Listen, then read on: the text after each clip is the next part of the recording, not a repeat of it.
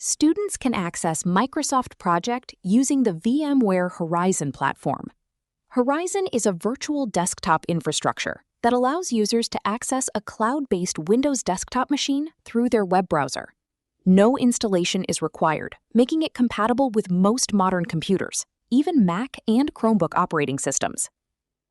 To get started from the Horizon website, select VMware Horizon HTML Access.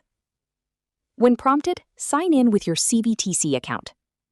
Once you're signed in, click the computer icon or the computer's name to connect.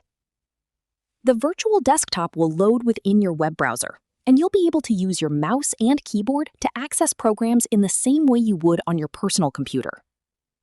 To access the Microsoft Project application, click the Start menu located within the virtual desktop. The list of applications installed on the computer will be in alphabetical order, so you'll find Project under the letter P. Click the application to open it.